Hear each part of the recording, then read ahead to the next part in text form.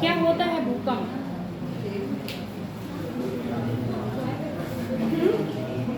भूकंप क्या है? भूकंप पृथ्वी की आंतरिक संरचना में उत्पन्न होने वाले कंपन को ही भूकंप कहते हैं। पृथ्वी के पृथ्वी के आंतरिक परतों में उत्पन्न होने वाली तरंगों को ही भूकंप कहते हैं। भूकंपीय तरंगे कहते हैं, ठीक है। और जब वो तरंगे हम उनका अनुभव हम करते हैं तो हमें लगता है वो क्या है, भूमि हिल रही है। तो इनकी उत्पत्ति कैसे होती है? उत्पत्ति का कारण एपिसेंटर से होती है। वो तो एक बना है। उत्पत्ति का कारण क्या है? क्यों ये तरंगे उत्पन्न होती हैं?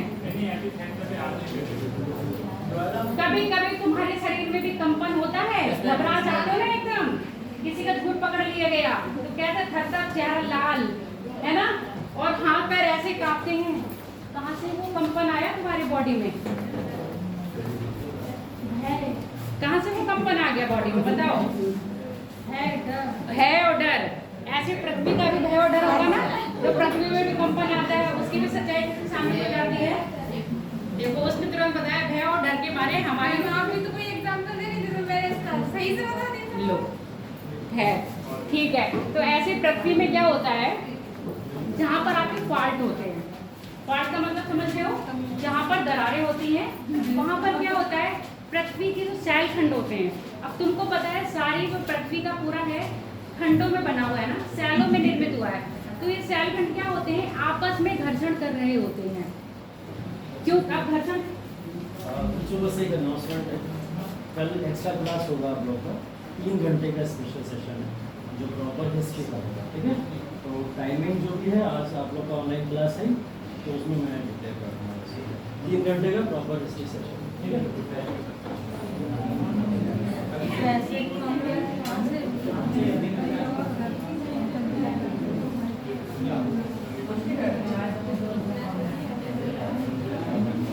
पढ़ने में संडे और मंडे कुछ नहीं देखा जाता है, सारे दिन एक से होने चाहिए। एक ही तो संडे मिला था, वो भी हमारा खालिया बोल रही, बताओ। खाली समझ लो, आगे का संडे तुमने नहीं बोला, कुछ तो हमने एड ऑन कर दिया है नहीं। एक ही तो संडे मिला था, वो भी क्या हो गया, खाली खाने जो मन चाहे जो सुटेबल लगे वो आप लिखना है ना। तो अब हम बात करते हैं, आ जाओ कंपन पे। देखो अभी ये कब गई, अभी इसमें कंपन। अब भैया अपना अपना कंपन बंद कर दो, पृथ्वी का कंपन कर लो। तो क्या होता है, जो हमारी भूमि होती है ना, वो कई सेल खंडों में निर्मित होती है। अब जैसे आपकी बॉडी में कंपन हुआ तो आपके रोंगटे खड़े हो गए, एक एक रोंगटा खड़ा हो जाता है, चेहरा कैसे, ब्लड प्रेशर बढ़ जाता है, दिल की धड़कन धाप धाप धाप धाप, अब तो मेरी चोरी पकड़ी गई, अब तो मेरी चोरी पकड़ी गई। तो एकदम क्या होता है, थर थर शरीर कांपता है। पापा को आते ही देख के तो और ज्यादा कांपने लगता है। तो सेम है, जब पृथ्वी का है निर्माण हुआ है तो कई सेल खंड में हुआ है। ये सेल खंड क्या होते हैं, आपस में घर्षण कर रहे होते हैं। जैसे ही घर्षण का बल, अब घर्षण के कारण में क्या होता है, आपस में चिपके रहने की प्रवृत्ति होती है।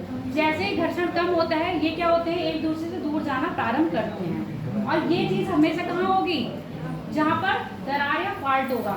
जैसे ही ये एक दूसरे के विपरीत जाते हैं तो इतनी एनर्जी रिलीज होती है कि क्या होता है, उसमें भूमि कंपन करने लगती है।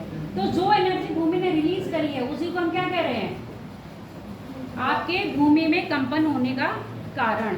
अगर पृथ्वी के अंदर वो एनर्जी रिलीज नहीं होती तो आपकी भूमि कंपन नहीं करती। कहते, आप प्लेट पढ़ी है इससे पहले आपने, कौन कौन सी प्लेट्स होती हैं वो मुझे बताओ जरा, प्लेट्स के नाम बताइए। लास्ट सैटरडे की जो क्लास हुई थी उसमें आपने प्लेट टेक्टोनिक अच्छी तरह पढ़ा है, प्लेट के प्रकार भी पढ़े हैं, प्लेट के किनारे भी पढ़े हैं, कौन सी किनारा, कौन सी प्लेट का कौन सा किनारा होता है। आप सब पेज पर रट के देखेंगे। एक संडे का सदुपयोग तो तुम कर नहीं पाते हो कि पूरा हफ्ता जो पढ़ा है उसको रिवीजन कर लिया जाए। कितनी प्लेट है सूरज? 7 प्लेट। वो वाली वैसे नहीं पूछ रही हूँ, नॉर्मली प्लेट के प्रकार पूछ रही हूँ।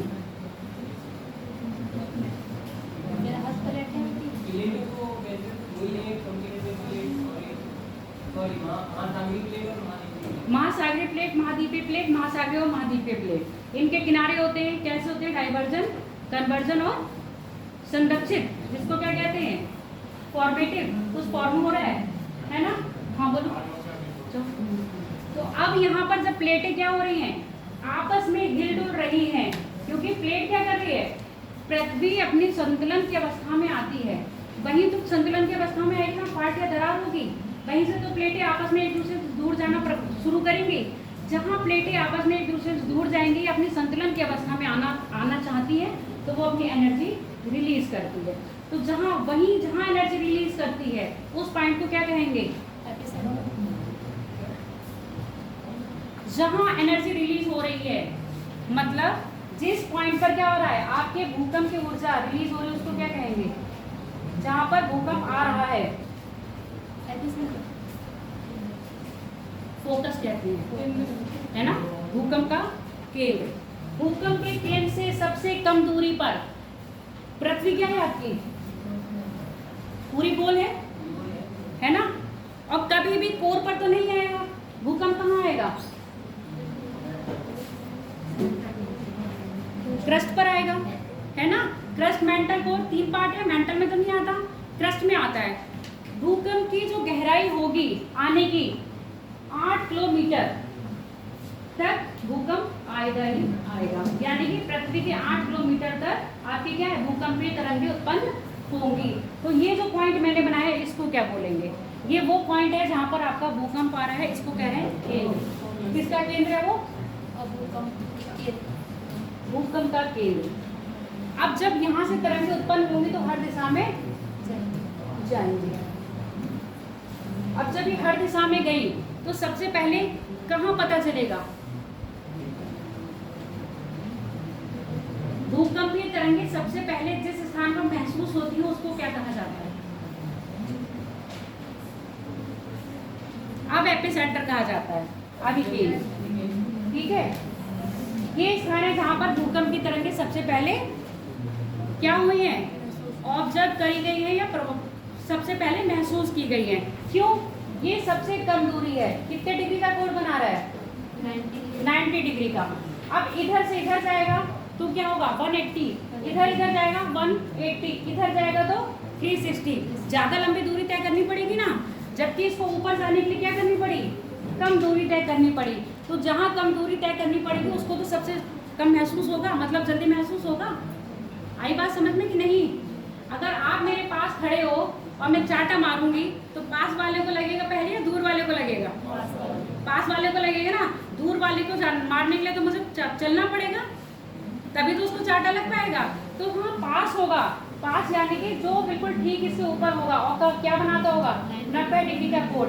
इसके ऊपर का ठीक बिंदु क्या कहलाता है, एपी सेंटर। जहाँ भूकंप आ रहा है उसको कहते हैं भूकंप केंद्र, और जहाँ पहले महसूस करा गया है उसको क्या कहेंगे, एपी सेंटर। अगर स्टेटमेंट में पूछा जाएगा ऐसे, भूकंप की सर्वाधिक, मतलब सबसे पहले भूकंप को, जो भूकंप की तरंगों को महसूस किया जाता है वो केंद्र पर महसूस किया जाता है, ठीक है। भूकंप जहाँ उत्पन्न होता है वो है आपका एपी सेंटर। तो आपकी स्टेटमेंट बताओ, ये दोनों सही है, दोनों गलत है, सही है, पहला सही है, दोनों ही गलत है ना, पहला सही है ना दूसरा सही है। क्योंकि मैंने क्या कर दिया है, जहाँ उत्पन्न हुआ है उसको कह रहे हैं हम फोकस यानी कि केंद्र, और जहाँ पहले महसूस हुआ है उसको हम कह रहे हैं अभिकेंद्र। आगे बात समझ में, जहाँ पर महसूस हो उसको एपिसेंटर बोलेंगे ना। हाँ, तो सेकंड वाला आपने एपिसेंटर ही तो बोला था कि महसूस होता है एपिसेंटर। वहाँ मैंने फोकस बोला था। क्या हो गया, इसमें कहा इनका फोकस नहीं था, किसको बोला तो क्या हो,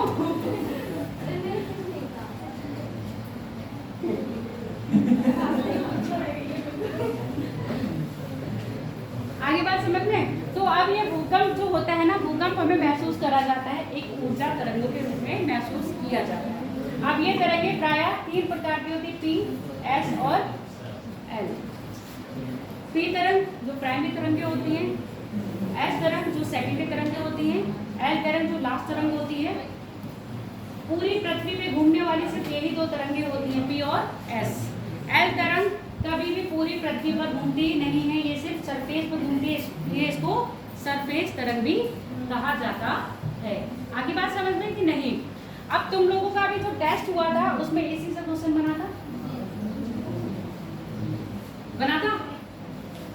पी से बना था ना, क्या होती है, किसकी भांति कार्य करती है? सबसे खतरनाक तरंग कौन सी होती है इसमें? सबसे खतरनाक एल तरंग सबसे खतरनाक होती है, जो विनाशकारी होती है, वो सरफेस पर ही रहती है। सर्वाधिक गति इसकी होगी, सर्वाधिक फ्रीक्वेंसी भी इसकी होगी, पर सर्वाधिक तीव्रता इसकी नहीं होगी। सर्वाधिक तीव्रता किसकी होती है? इसकी स्पीड कम होगी, फ्रीक्वेंसी कम होगी, पर तब भी सबसे विनाशकारी ये होती है, क्योंकि इसकी चाल कैसी होती है? आड़ी टेढ़ी चाल होती है। आप कुछ दिखाएं?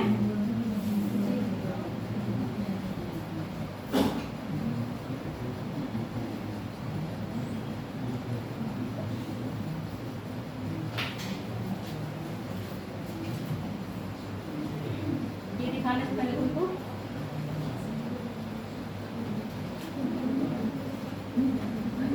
वेव दिखाते हैं। पी तरंग, एस तरंग और एल तरंग। इन तरंगों की चाल देखो। पी तरंग क्या होता है? जो हमारी तरंग होती है ना, यानी कि कंपन की समांतर चलती है। कंपन की समांतर मतलब दो लोग हैं, अगर मैं इधर चल रही हूँ तो मेरे साथ भी इधर चलने वाला वो हो गया समांतर। जिधर आपके क्या चल रहे हैं? भूकंप तरंगे, यानी कि कण चल रहे हैं, भूकंप की तरंगों के कण, उसी तरह क्या चल रही है? उसी तरह आपके पी तरंग चल रही है। और जो आपकी क्या कौन सी तरंग होती है? जो दूसरी वाली है आपकी एस तरंग, वो लंबवत चलती है। लंबवत मतलब एक चल रही है ऐसे और दूसरी चल रही है ऐसे। अब यहाँ देखो, ये सीधी सीधी चल रही है, कोई नुकसान देगी? इसमें थोड़ा क्या हुआ? उतार चढ़ाव आया। यहाँ भी सेम कंडीशन है, उतार चढ़ाव आया। ये रिंग देखिए आप, ये रिंग कहाँ पढ़ाए थे? याद है कुछ? करंट टॉपिक पढ़ाए थे, तब पढ़ाए थे। अब बताओ करंट टॉपिक किस में पढ़ाया गया था?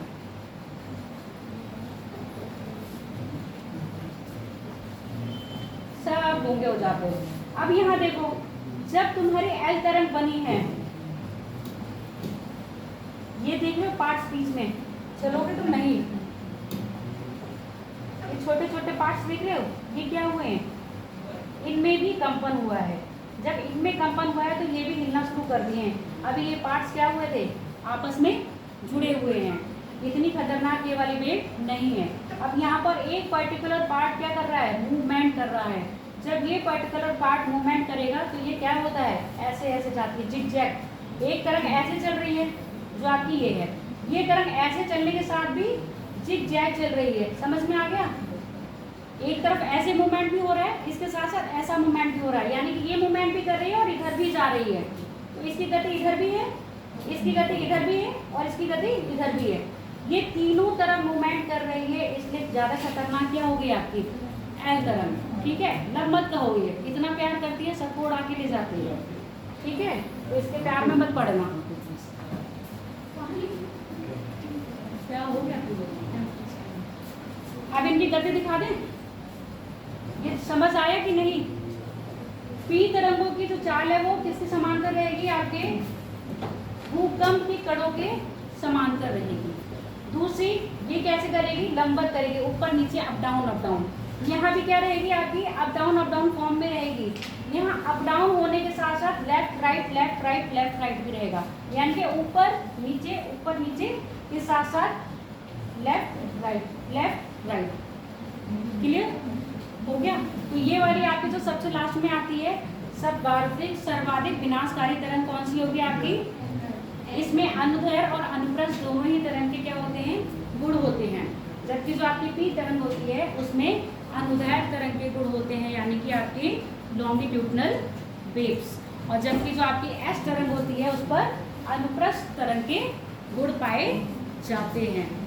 और एक क्वेश्चन हो रहा था कि प्रवृत्ति कैसी है? ध्वनि तरंग के समान कौन प्रकृति रखता है? जल तरंग के समान कौन प्रकृति रखता है? और प्रकाश तरंग के समान कौन अपनी प्रकृति रखता है? नेचर कैसा है इनका?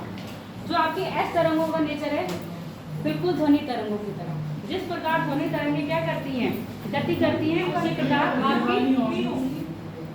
उसी तरह आपकी पी तरंग करती है। एस तरंग आपकी किससे करती है? जैसे आपकी प्रकाश तरंग गति करती है, सेम वैसे ही आपकी एस तरंग करती है। अब तीसरा जो आता है एल तरंग आपकी जल तरंगों की तरह गति करती है। आगे बात समझ में? जो आपकी ध्वनि तरंग है वो कौन कर रहा है? पी। जो आपकी एस है वो कैसे कर रही है, प्रकाश तरंगों की जो आपकी एल है वो कैसे कर रही है, आपके जल तरंगों की भांति गति करती है। गति की बात करें तो सर्वाधिक गति किसमें है, पी में, उससे कम, सबसे कम एल। फ्रीक्वेंसी की बात करें सबसे ज्यादा, उससे कम, सबसे कम। सर्वाधिक विनाश में बात करें सबसे कम, ये भी नहीं करता विनाश, ये भी नहीं करती। सर्वाधिक विनाश कौन करता है आपका, एल तरंग। अब इनके बारे में थोड़ी सी प्रॉपर्टी लिख लो और थोड़ा सा स्पीड लिखना। आज का टॉपिक बहुत बड़ा है, दोनों टॉपिक खत्म करने जो मिला है आपको।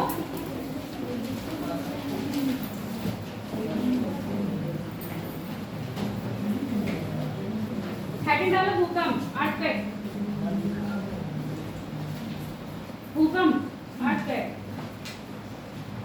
भूकंप का अभिप्राय प्रायः भूमि के कंपन से,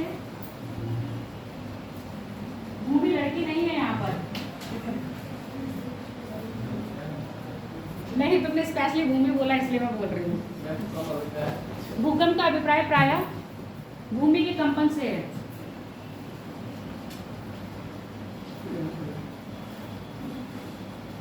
भूमि का आंतरिक निर्माण विभिन्न शैलखंड से हुआ है। भूमि का आंतरिक निर्माण विभिन्न शैलखंड से हुआ है। भूमि का आंतरिक निर्माण विभिन्न शैलखंड से हुआ है, जो प्रायः आंतरिक निर्माण विभिन्न शैलखंड से हुआ है, जो प्रायः एक दूसरे के साथ घर्षण की अवस्था में रहते हैं, जो प्रायः एक दूसरे के साथ घर्षण की अवस्था में रहते हैं, जिस कारण इनमें आपस में जुड़े रहने की प्रवृत्ति होती है, जिस कारण इनमें आपस में जुड़े होने की प्रवृत्ति होती है, जिस कारण इनमें आपस में जुड़े होने की प्रवृत्ति रहती है। घर्षण कम होने पर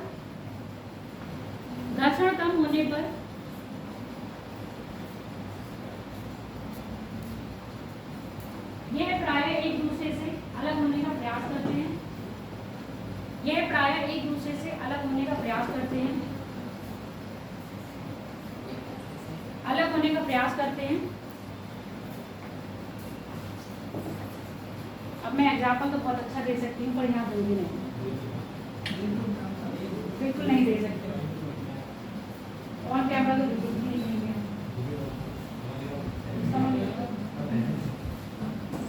ठीक, क्या कहते हैं, क्या बोल रहे थे इसमें, अलग होने का प्रयास करते हैं, जिसके परिणाम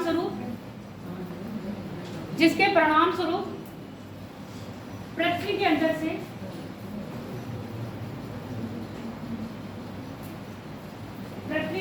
से ऊर्जा रिलीज होती है।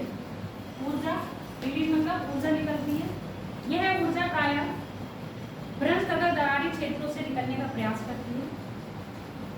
यह ऊर्जा प्रायः भ्रंश तथा दरारी क्षेत्रों से निकलने का प्रयास करती है, क्योंकि वहां से क्यों करेगी, वही एक ऐसा पार्ट है ना जहां पर वो एक दूसरे से कहाँ जाने की कोशिश करेंगे, अलग होने की। भ्रंश तथा दरार से निकलने का प्रयास करती है।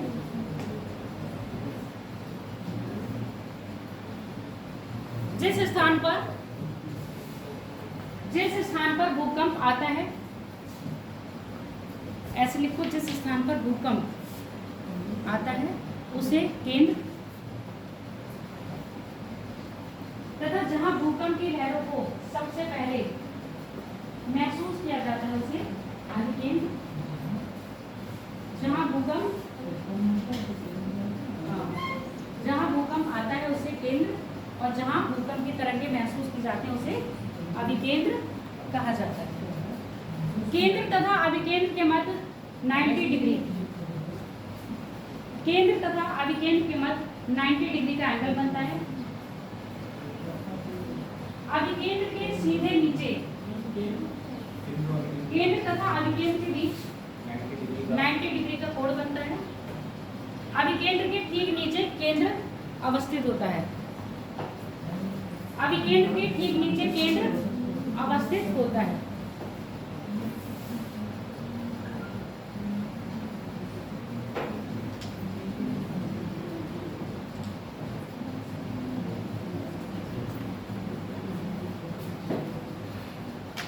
ये वाला चित्र बना लीजिए। पूरा ये नहीं बनाना है, पृथ्वी का कोर बनाना, मेंटल बनाना, क्रस्ट बनाना और यहाँ पर केंद्र रखना और इसके ऊपर एपिसेंटर होगा। एपिसेंटर से क्या करोगे, अलग अलग रंग से ये क्या कर रहे हो, इतना इस्तेमाल नहीं करना है। एक काला और नीला होगा पेन आपके पास, लाल पेन इस्तेमाल ना करें तो काले पेन से पी तरंग बना ले और नीले पेन से एस तरंग बना ले। ये वाला चित्र बना लो। भूकंप पड़े ये चित्र नहीं बनाया तो कुछ नहीं बना। ये बंद करो, पीडीएफ में सब होता है और फिर पीडीएफ नहीं देखते तो कोई फायदा नहीं पीडीएफ सेंड करने का तुम लोगों को।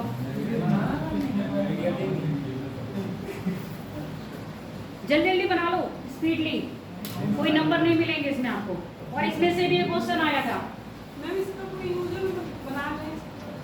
पेपर में बनाओगे बेटा तो जरूरी पड़ेगा। न्यूज इसीलिए है क्योंकि अभी स्टेटमेंट में क्वेश्चन आया था, कहाँ पर है जो एस तरंग दिखाई नहीं देती है, तो 105 से 135 था उसमें।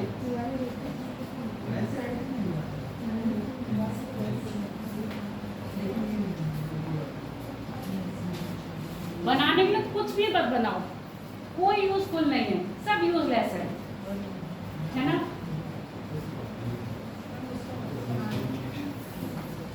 ज्यादा क्लास में मत भेजो मुझे, अभी तुम लोग के दर्शन सारे चेंज करवा दो बहुत अच्छी तरह। कौन सा दर्शन पढ़ना चाह रहे हो बताओ। 4 बार दर्शन छोड़ के सारे दर्शन पढ़ा दूंगी। जैन दर्शन पढ़ा दूंगी, बौद्ध दर्शन पढ़ा दूंगी और इसी गौतम ऋषि ने क्या किया था, न्याय दर्शन, आजीवन दर्शन और चारवाक दर्शन लगभग सेम ही सेम है। थोड़ी बहुत फिलॉसफी उन लोगों की अलग है।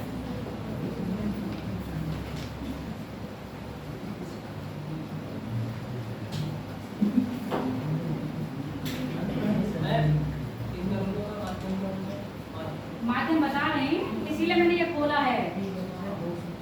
अभी टेबल में सब दिखाएंगे। जो पी तरंग है वो आपकी तीनों ही माध्यम में गति करती है, जैसा कि आप देख रहे हो। ठोस, द्रव, ठोस। यहाँ गैस तो है नहीं। पी तरंग कहाँ जा रही है, आगे चित्र दिखाया है तो कोई ना कोई मकसद तो होगा ना दिखाने का, वरना तो ऐसे रखा होता आगे स्लाइड कर जाते हैं। लिखिए, बना लिए, जल्दी बना लो। और मेंटल प्लस नहीं बनाना था बेटा जी, ऐसे पूरी बना। दूसरा पेन है, ये तो कैसे सेवा में लगे हैं लोग। ये पूरी करेंगे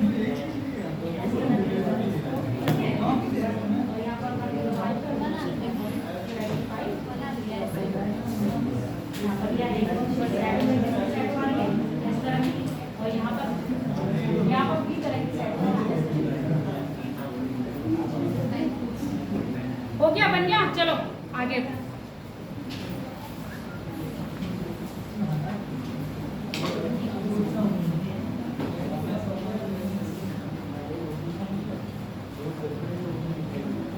जो ब्लैक से दिखाई है वो पी तरंगे यानी कि आपकी प्राइमरी तरंगे, जो एस से दिखाई है वो आपकी सेकेंडरी तरंगे। यहाँ एल तरंग नहीं दिखाई गई है, बिल्कुल भी नहीं दिखाई गई है, क्योंकि एल तरंग क्या होती है, पृथ्वी के ऊपर ही ऊपर। कहाँ मूवमेंट करेगी, सरफेस पर, इसलिए यहाँ पर एस तरंग नहीं दिखाई गई है। पृथ्वी की जो आंतरिक संरचना के बारे में एक्यूरेट जानकारी देते हैं, ये आपके भूकंप के तरंगों से ही पता चलती है, सेस्मिक वेव। अब ये तरंगें हमने नाम दे दिया पी तरंग और एस तरंग, एक्चुअली में ये तरंग नहीं है। जो भूकंप की तरंग है उसको हम कहते हैं सेस्मिक वेव। सेस्मिक वेव कौन सी तरंग की भांति कार्य करती हैं, उनको हमें डिफाइन करना है। अब आपने ध्वनि तरंग देखी होगी, ध्वनि तरंग तीनों ही माध्यम में गति करती है।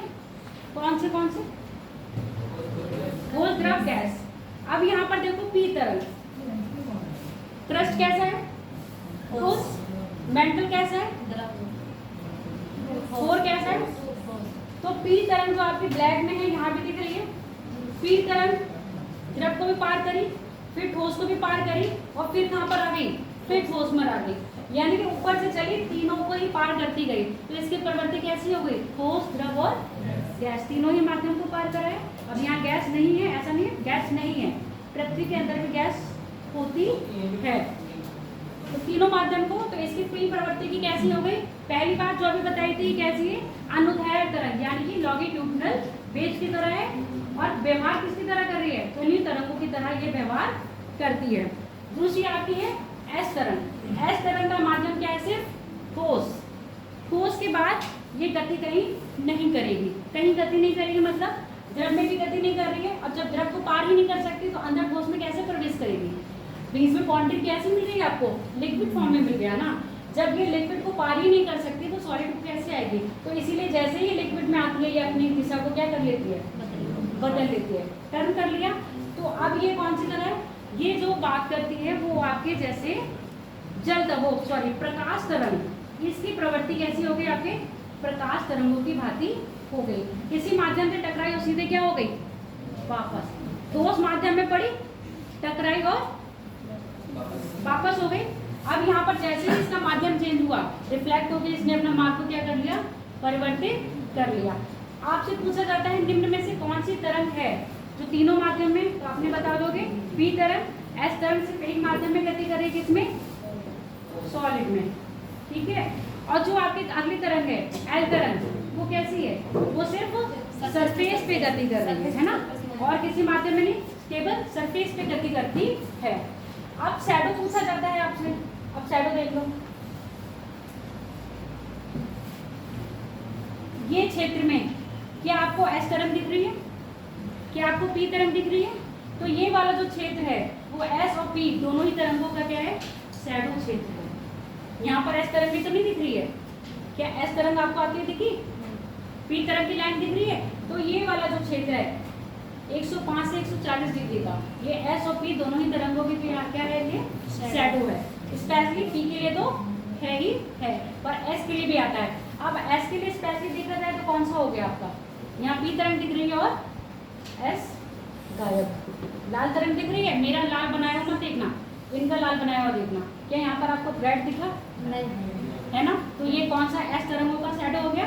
यहाँ पर एस तरंगों का शैडो पड़ रहा है, यहाँ पर आपके पी तरंगों का शैडो पड़ रहा है। और पी के साथ साथ एस भी नहीं दिख रही है, तो दोनों ही तरंगों का शैडो हो गया। तो ये डिग्री याद रखिएगा, इसीलिए ये चित्र बनवाया गया है कि कौन से तरंग में कौन सी शैडो मिलेगी, मतलब कौन से एंगल पर कौन सी शैडो की, कौन सी तरंग की शैडो मिल रही है, बल्कि परछाई उसमें प्रवेश नहीं कर पा रही। आगे समझ, एस तरंग फिर सिर्फ ठोस में, अगर ये पृथ्वी अंदर तरल नहीं होती, पूरा ठोस होता, तो ये भी यहाँ से यहाँ तक चली आती, पी भी आती, क्योंकि यहाँ पर क्या हो गया, तरल अवस्था मिल गई, तो ये अपने आप को मूव कर रही। लिखी हुई, ठीक। अब लिखो भूकंपीय तरंगों को प्रायः शास्त्रीय तरंग, पूरा पहले ऊपर जो सेंटेंस बोला था उसको मुझे बताओ, ऊपर जो सेंटेंस बोले थे उसको बताओ। अभी केंद्र के ठीक नीचे केंद्र अवस्थित होता है, ठीक है, ये चित्र बना लिए वो और कर लिया, ठीक। भूकंप तरंगे प्रायः, भूकंपीय तरंगे प्रायः, भूकंपीय तरंगों को प्रायः PSL, हाँ भूकंपीय तरंगों को सेस्मिक तरंगे कहते हैं, इसमें इंग्लिश में यहाँ सेस्मिक तरंग होता है, तो उसको कौन सी तरंग, प्रायः PSL तरंगों द्वारा प्रदर्शित किया जाता है, PSL द्वारा प्रदर्शित किया जाता है। आप एक टेबल बना लीजिए, एक तरफ लिख लीजिएगा घटक, घटक लिख लीजिए या इसको ऐसे छोड़ दीजिएगा, एक तरफ P, then S, फिर L। घटक, घटक मैंने क्या लिखा है, काम बना लो, तुम लोग तो ऐसे हो, घटक घटक घटक है, वो बहुत शरारती है। एलिमेंट्स, तत्व लिख लो, घटक तत्व एलिमेंट्स। अब लिखो पहला लिखो चाल, घटक में पहले लिखो चाल। स्पीड कैसी है? पी तरंगों की सर्वाधिक। एलिमेंट तत्व होता है। हाँ, तो घटक कर लो, तत्व कर लो, कुछ भी कर लो। यहाँ पे तुम अपनी बात लिख रहे हो। कौन कौन से आधारों पर हम क्या कह रहे हैं, या आधार कर लो, कौन कौन से बेसिस पर। पहला हमने बोला चार, टेबल बनानी है। पी तरंग, एस तरंग और एल तरंग। टेबल बनाओ। अब तुमको टेबल को बना के दिखाऊं मैं। कैसे कैसे तुम लोग बच्चे हो। कौन कहेगा तुम यूपीएससी की तैयारी करने आए हो? ऐसे लग रहा है कि अभी बस, ऐसा लग रहा है बस अभी आके बैठे हो क्लास में और एक ये बोर्ड है। एक ऐसी टेबल बनानी है जिसमें चाहे आप एलिमेंट लिख लीजिए, एक तरफ लिखिए पी, एक तरफ लिखिए एस और एक तरफ लिखिए एल। ठीक है, यहाँ जो एलिमेंट्स बोले हैं, इसी में पहला मैंने बोला है चाल, या आधार लिख लीजिए, कुछ भी कर लो। कौन से आधारों पे हम इनको डिवाइड कर रहे हैं? पहले हमने चाल की बात करी। चाल के बाद आपकी क्या होगी? फ्रीक्वेंसी यानी कि आवृत्ति। तो पहला इसको चाल, चाल में मैं बोल रही हूँ पी तरंगों का, पी के बाद बोलूंगी एस तरंगों का, इसके बाद बोलूंगी एल तरंगों का। ऐसे ही टेबल फॉर्म करो। हाँ, सर्वाधिक चाल है इनमें, पी में सर्वाधिक चाल। सर्वाधिक लिख लो, चाल का मतलब तो पता चल गया ना, सबसे तेज है तो उसको सर्वाधिक बोल दिया। आप सबसे तेज बोलते हो। अब लिखो पी से कम, एस में जाओ, पी से कम। इनकी चाल है तो तेज, पर किससे कम है? और ये मंद, एल में मंद, मंद बुद्धि। मंद बुद्धि मत समझ लेना, मंद बुद्धि। तुम हमको क्या बता रहे हो? पूरी इंक्लूसिव एजुकेशन पढ़े हुए हैं।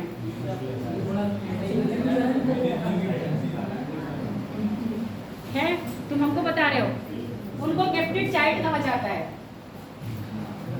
God gifted. समावेशी शिक्षा। सीटेट पे बैच लगा रहे हो, तुम बताओ किस किस के बैच लगवाओगे हमसे? लिख लिया, पी तरंग, एस तरंग और एल तरंग। इसके बाद आवृत्ति लिखो। सर्वाधिक आवृत्ति है पी से कम और एल से ज्यादा, पी से कम एल से ज्यादा, और यहाँ पर वही मंद। आवृत्ति हो गया, फ्रीक्वेंसी।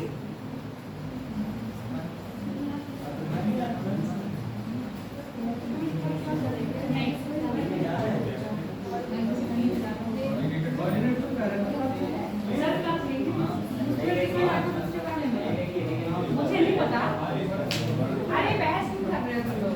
तो क्लास हो जाएगी तो पता चल जाएगी, लेंगे कि नहीं लेंगे। जो क्लास हो रही है उसको ही ले लो। ले ली मतलब लिख लिया, लिख लिया। अगला लिखो, तीव्रता के बाद प्रकृति लिखो। प्रकृति, आवृत्ति आवृत्ति, आवृत्ति लिख लो। आवृत्ति बोलिए तो आवृत्ति तो लिख लिया बेटा सबने, चाल लिख ली, आवृत्ति लिख ली। अब उसके बाद लिखो प्रकृति। इनकी प्रकृति देखो, ये है अनुदैर्घ्य प्रकृति की है, ये अनुप्रस्थ प्रकृति की है, ये अनुदैर्घ्य और अनुप्रस्थ दोनों की है। Longitude, longitudinal wave, transform wave, longitudinal transform,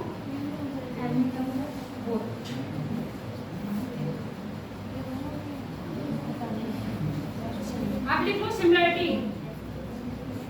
similarity समानता या सादृश्यता, एल दोनों। पी अनुदैर्घ्य है और एस अनुप्रस्थ और एल। हाँ, एल दोनों है, अनुप्रस्थ और अनुदैर्घ्य। अब लिख लो सादृश्यता, इंग्लिश वाले लिख लो सिमिलरिटी, हिंदी वाले लिख लो सादृश्यता या समानता। हाँ, पहले पी लिखो। जो पी तरंग है वो ध्वनि तरंगों के समान है। एस प्रकाश तरंग के समान है और एल जल तरंग के समान है।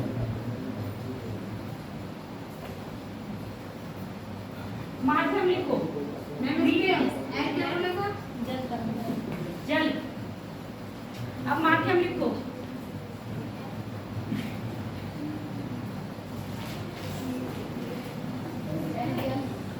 एल जल। देखो वो एल को चला रही है, एल जल। मतलब अगर तुम्हारे भूकंप ला रहा है वो तो तुम कह रहे हो एल जल। ऐसा नहीं है कि भूकंप बेकार होता है, अच्छा होता है, इसलिए आकृति का निर्माण करता है ये जो जल तरंग से तात्पर्य क्या है कि जल तरंग। जैसे जल में वेव उत्पन्न होती हैं उसी तरह से, और एक एक का डोलता रहता है उसमें, ऐसे ऐसे भी चलेगा और ऐसे ऐसे भी चलेगा, इसलिए उसमें कहा है कि जल तरंगों की भांति क्या कर रही है, कार्य कर रही है। अगला क्या बताया मैंने, माध्यम, मीडियम। कौन कौन सा माध्यम है, देखो पी तरंग है, ठोस द्रव गैस, तीनों ही माध्यम में गति करती है, ठोस द्रव गैस।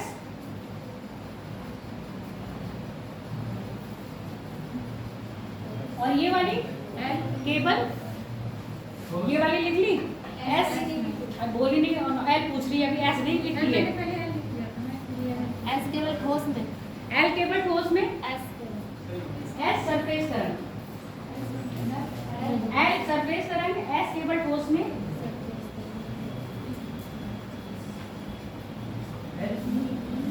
एल सरफेस तरंग है, ठीक है।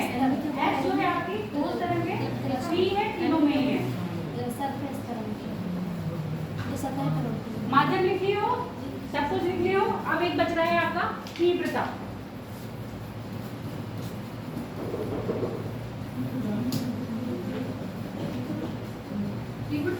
तीव्रता को वेलोसिटी कहेंगे, तीव्रता को वेलोसिटी, वेग वेलोसिटी, तीव्रता वही होगी, येलो कह सकते हैं।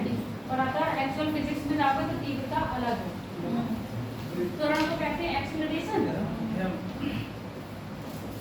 चलो तीव्रता लिखो, पी में सबसे कम,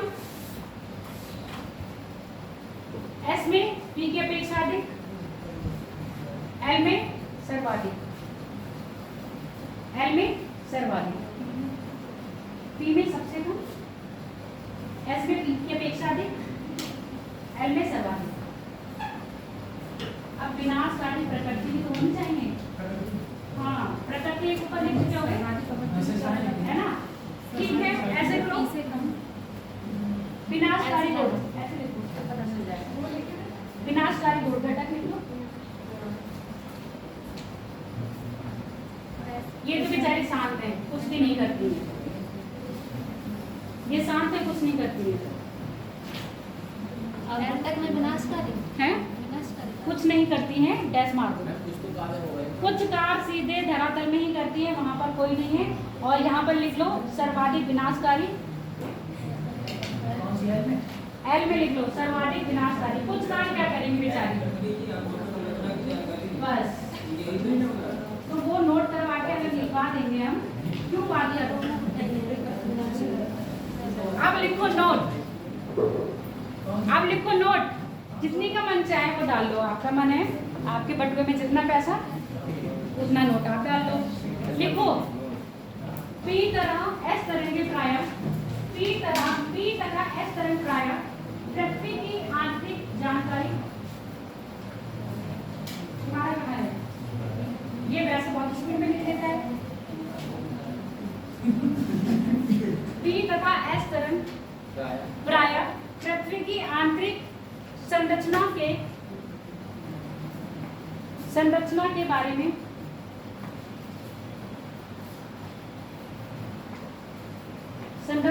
के बारे में जानने का प्रमुख स्रोत है,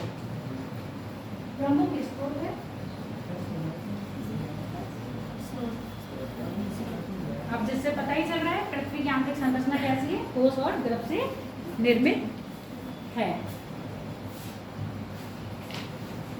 भूकंप तरंगों को किस पर मापा जाता है?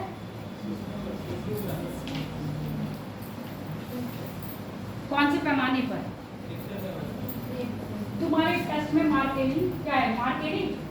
मार्केनी पैमाना भी आया था, है ना? रेक्टल स्केल और मार्केनी स्केल दोनों में ही आपके क्या होता है, भूकंप नापा जाता है।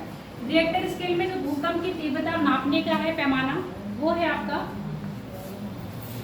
1 से लेके 10 तक और मार्कनी का है जो 1 से लेके 12 तक। इन्हीं आधार पे भूकंप को हमने 5 क्षेत्रों में बांटा हुआ है। आपका जो हिमालय क्षेत्र है कौन से जोन में आता है? इसी क्वेश्चन से मतलब इसी टॉपिक से 3 क्वेश्चन बने थे मुझे लग रहा है, 3 थे ना? जोन 1 हटा दिया गया है। अच्छा, पर काउंटिंग वही है, जोन 1 को हटा दिया गया है पर जोन 5 में ही आता है। हाँ बोलो। नॉर्मल हम रेक्टर स्केल पे नापते हैं पर आपका मार्केरी स्केल भी आता है। स्केल में क्या है, ये ओपन है और ये बंद है, इनका डिफरेंस बता दिया जाएगा। तब बाद में जब किसी दिन एक्स्ट्रा क्लास ले लेंगे या फिर इसके ऊपर हम क्वेश्चन आंसर बना देंगे, ठीक है। इन्हीं के आधार पर जो भूकंप जोन को मापते हैं हम 5 आधारों पर। 5 आधारों पर हमने क्या है भूकंप को मापा है। ऐसे लिखो, भूकंप का मापन प्राय, हाँ नोट हो गया, नोट के बाहर लिखो क्या लिख रहे हो? भूकंप का मापन प्राय किस पर, किससे मापा जाता है भूकंप? Richter scale. रिएक्टर स्केल पे मापा जाता है जो 1 से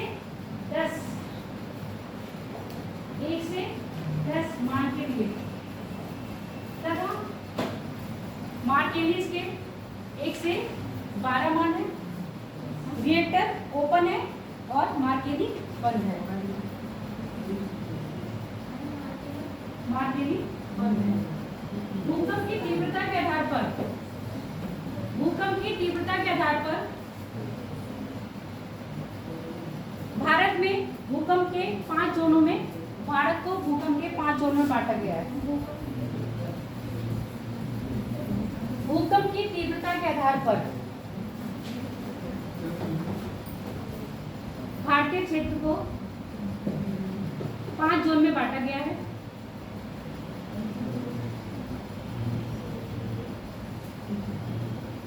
जोन में बांटा गया है, परंतु वर्तमान में जोन पहले को हटा दिया गया है। परंतु वर्तमान में फर्स्ट जोन को हटा दिया गया है। बाकी कार्यरत जोन कितने हैं आपके?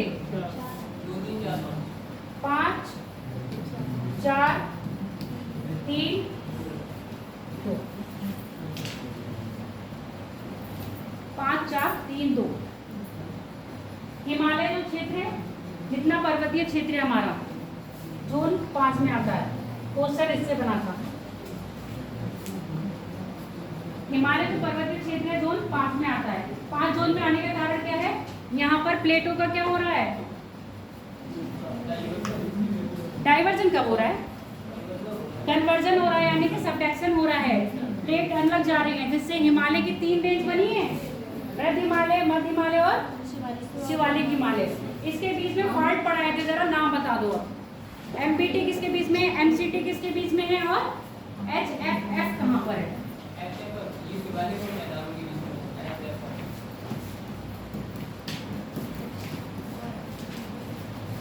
एमपीटी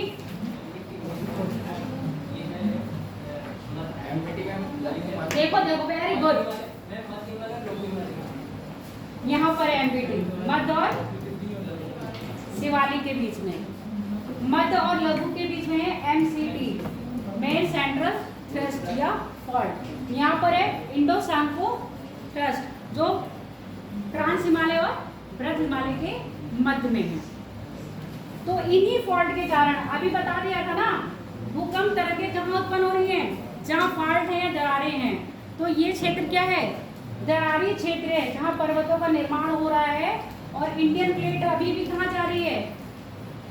यूरेशियन प्लेट के पास। और अभी भी क्या हो रहा है? उसका सबडक्शन हो रहा है, जिस कारण ये क्षेत्र भूकंप की दृष्टि से क्या है? अत्यधिक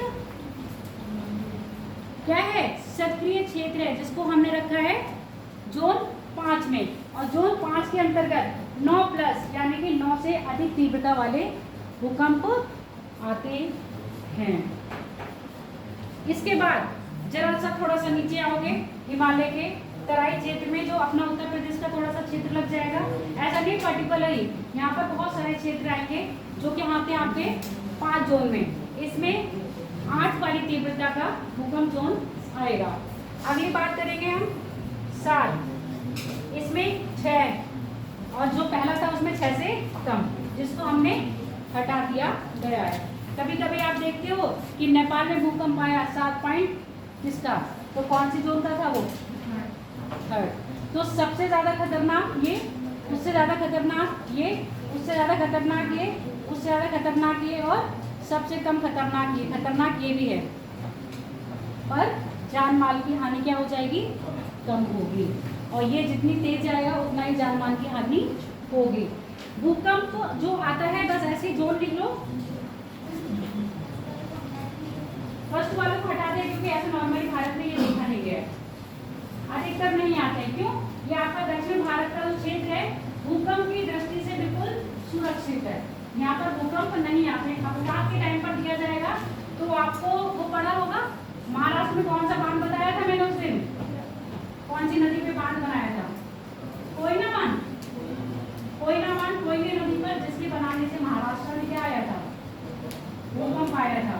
क्योंकि उसने क्या करा था, धरातलीय अवस्थिति को असंतुलन में डाल दिया गया था, इसलिए वहां पर भूकंप आया था।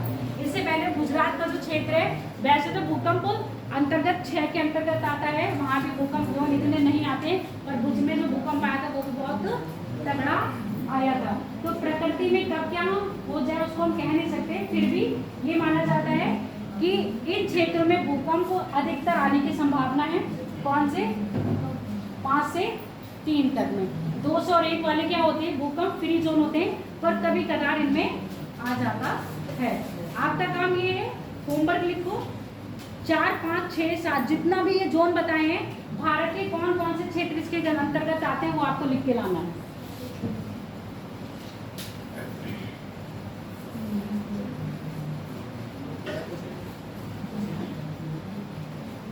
यही कहा है भारतीय भूकंप जोनों के क्षेत्र, भारतीय भूकंप जोन के क्षेत्र। जोन पता चले 5 जोन है।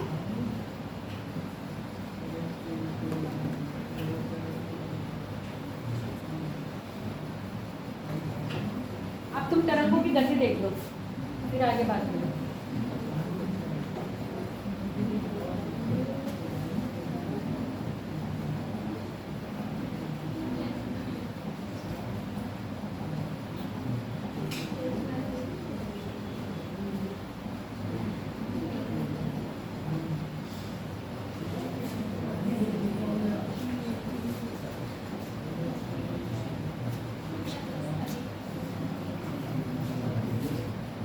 तरंग की गति है,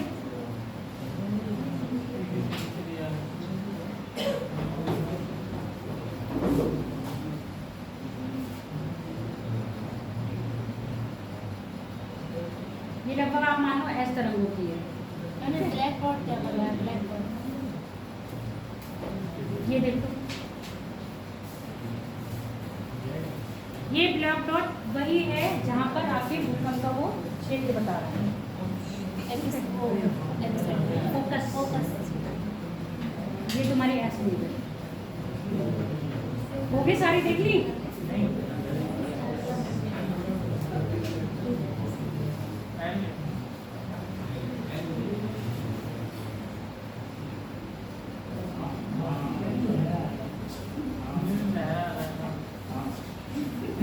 लहराता ही है, तुम भी लहराते ही हो, साइकिल चलाते हो, ऐसा तो नहीं तुम नहीं लहराते हो, वो भी लहरा रहा है।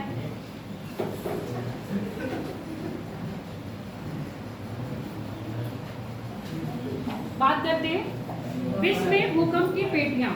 देखो ये मैं बस समझा दे रही हूँ, ये टॉपिक है, ये सिर्फ मैं समझा रही हूँ। भूकंप की पेटियां ऐसे लिखो, विश्व में भूकंप पेटियां, हेडिंग डालो विश्व में भूकंप पेटियां।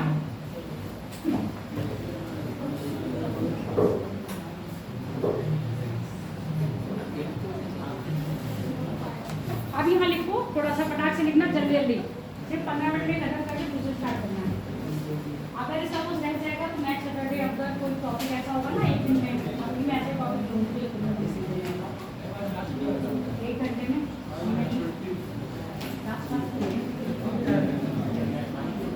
नहीं, क्योंकि ये टॉपिक तो पिछले रह गए ना, उनको कंप्लीट कराऊंगा सैटरडे और ऐसा अगर चल रहा होता तो ये बात खत्म होती है, इससे रिलेटेड तो क्लास होती है। यही टॉपिक जो है 1 दिन का, 1-1.5 घंटे का है, 3 घंटे तुम ही लोगों को आफत होगी अभी। ठीक, लिख लिए। भूकंप क्षेत्र प्राय, भूकंप प्राय, भूकंप ऐसे लिखो, भूकंप की व्याख्या प्राय प्लेट विवर्तनी सिद्धांत, भूकंप की व्याख्या प्राय प्लेट विवर्तनिकी, प्लेट विवर्तनिकी सिद्धांत, प्लेट विवर्तनिकी सिद्धांत से भली भांति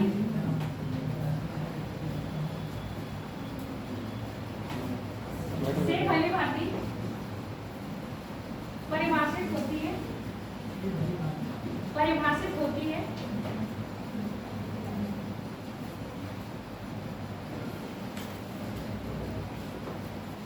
प्लेट विवर्तनिकी सिद्धांत में, प्लेट विवर्तनिकी सिद्धांत में प्लेटों का किनारे, कौन कौन से किनारे थे प्लेटों के?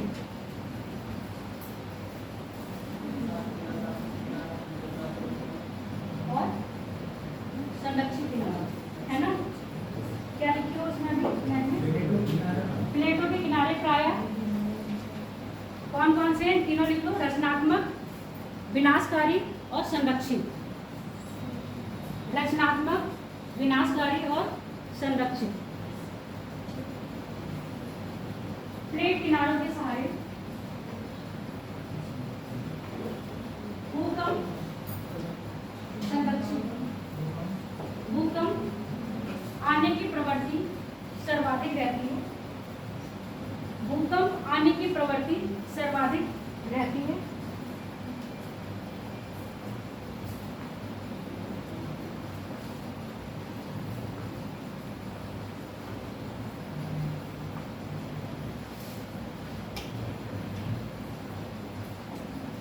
विश्व में भूकंप पेटियों को निम्न 5 भागों में विभाजित किया गया है। विश्व में भूकंप पेटियों को निम्न 5 भागों में विभाजित किया गया है। पहला लिख लो, परिप्रशांत पेटी, यानी कि जो पैसिफिक बेल्ट, परिप्रशांत पेटी, इसको मैं बस समझा दे रही हूँ बेटा। परिप्रशांत पेटी, पैसिफिक बेल्ट। दूसरी लिखो, मध्य महाद्वीपीय बेल्ट, मध्य महाद्वीपीय पेटी, middle continent belt, middle continent belt. तीसरा लिखो, मध्य अटलांटिक, मध्य अटलांटिक बेल्ट, हाँ, मध्य अटलांटिक बेल्ट। चौथी लिखो, अंतः महाद्वीपीय बेल्ट, अंतः महाद्वीपीय बेल्ट,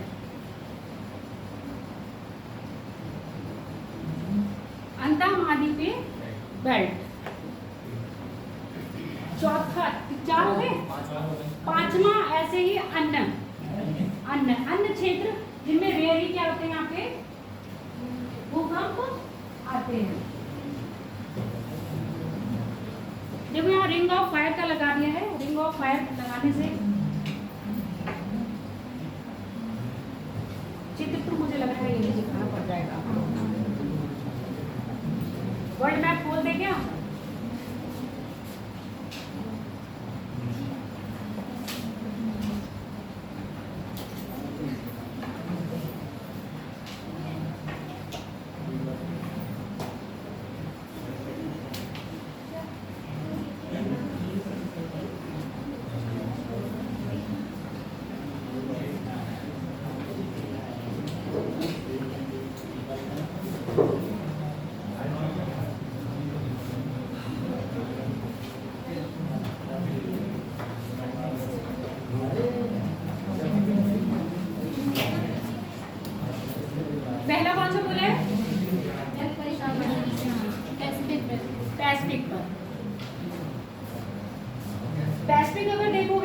तो कहाँ से शुरू हो रहा है? नीचे अंटार्कटिका है ना? इस साइड से नॉर्थ वेस्ट। हाँ, तो अंटार्कटिका यानी कि ये जो आपका रीजन है, यहाँ से पूरा शुरू होते होते ये पूरा जाके अलास्का का पूरा रेंज आते आते ये वाला जो क्षेत्र है, ये किस में आ रहा है? आपका भूकंप जोन में आता है। इसको रिंग ऑफ फायर भी कहा जाता है। विश्व में सर्वाधिक ज्वालामुखी और विश्व में सर्वाधिक भूकंप वाला क्षेत्र कौन सा है आपका? रिंग ऑफ फायर, यानी कि जो आपकी परिप्रशांत पेटी है। और परिप्रशांत पेटी कहाँ से शुरू हो रही है? आपका जो आर्कटिक सागर है वहां से शुरू होते हुए जापान, इंडोनेशिया पूरा क्रॉस करके एलुसियन द्वीप क्रॉस करते हुए ये है आपके एलुसियन आइसलैंड, क्रॉस करते करते अमेरिका और साउथ अमेरिका के सारे पूरा चला जाता है आपका ये वाला जो जोन है। किसमें आ रहा है आपका? पैसिफिक में। दूसरी क्या बताइए आपको? दूसरी पेटी मध्य महाद्वीपीय पेटी। मध्य महाद्वीपीय पेटी जो आपका जो आइसलैंड है, ये है ना आइसलैंड, और ये आपका कटक जा रहा है। आइसलैंड के सहारे शुरू होती है, जिब्राल्टर होते होते पूरा कहाँ पहुँचती है? ईरान और ये सब होते हुए यहाँ पहुँचती है और मिल जाते हैं किससे? ये वाला जो क्षेत्र है, ये कौन सा है आपका? दूसरा भूकंप क्षेत्र है। सर्वाधिक भूकंप यहाँ, उसके बाद भूकंप दूसरा क्षेत्र आपका ये हो गया। तीसरा क्षेत्र कौन सा बताया आपका? मध्य अटलांटिक पेटी। मध्य अटलांटिक पेटी जो आपके मध्य अटलांटिक सागर में कटक के पास वाला क्षेत्र है, वहां पर भी क्या है आपका? ये भूकंपीय क्षेत्र है। चौथा अंतः महाद्वीपीय बेल्ट। अंतर महाद्वीपीय क्षेत्र, कभी कभी महाद्वीपों के जो अंतर क्या आ जाता है उत्पन्न, जैसे यहाँ पर ब्रंश बन रहा है अफ्रीका में। अफ्रीका में ब्रंश बनने का कारण क्या है? टूट रही है, भूखंड टूट रही है। जब वहाँ भूखंड टूटेगी तो एनर्जी क्या हो रही है? रिलीज हो रही है। तो ये जो एनर्जी रिलीज हो रही है तो यहाँ पर क्या आ जाएगा? भूकंप आएगा। तो ये जो अफ्रीका वाला क्षेत्र है वो अंतर महाद्वीपीय भूकंप क्षेत्र में आता है। कभी कभी क्या होगा? भारत के अंदर ही भूकंप आया तो ये भी क्या हो जाएगा आपके? अंतर महाद्वीपीय। किसी भी देश में यहाँ पर अगर आ गया तो ये क्या होगा? अंतर महाद्वीपीय, क्योंकि ये किस पे आ रहा है? आपके महाद्वीप के अंदर, यानी कि जो आपका कॉन्टिनेंट है उसके अंदर आ रहा है, तो इसको क्या है? अंतर महाद्वीपीय भूकंप क्षेत्र। चुटुर मुटुर जो साथ में अगला बताया अन्य, जैसे कभी कभी किन्हीं क्षेत्रों में आ जाते हैं, कभी कभी ऐसा नहीं कि रेगुलर आते हैं। इन क्षेत्रों में भूकंप आपको रेगुलर मिलेंगे। आप यहाँ शांत बैठे हो पर अभी भी क्या होगा? कहीं ना कहीं भूकंप पृथ्वी पर आ गया होगा, है ना? तो ये मत सोचना कि यहाँ नहीं है तो कहीं नहीं है। सीट पकड़ के बैठ जाओ। अगला टॉपिक हमारा जो है आज का ज्वालामुखी। नया टॉपिक डालो और जितनी ही बेल्ट दी है 5 जोन के साथ ये बेल्ट भी करके लानी है।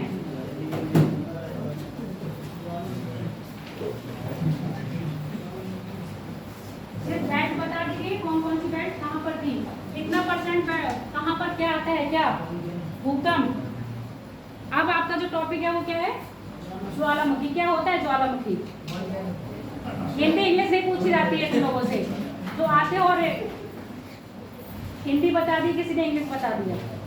मैम भूकंप जब आता है उसके माध्यम से जब धूल के जो पृथ्वी के अंदर जो गर्म होता है जब वो बाहर आ जाता है तो वही ज्वालामुखी का रूप है। भूकंप अलग है और ज्वालामुखी अलग है।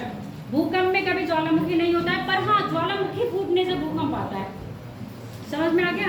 कहीं अगर ज्वालामुखी उद्गार होगा इतनी स्पीड में तो भूमि क्या करेगी? मैग्मा के सतह पर आने से क्या बनता है आपका? ज्वालामुखी। हाँ बोलो मैम क्या हो गया? उनसे पूछ रहे थे, आवाज मैम को लग रही थी। अस्मित तुम मैम कब से हो गए?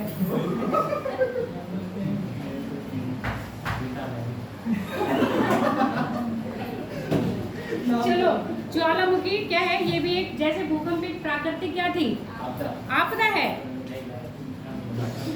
क्यों तुम लोग इन चीजों को, ये बात ठीक है कि कहीं ना कहीं जान मान हानि का नुकसान करती है, पर उसके साथ साथ क्या करता है?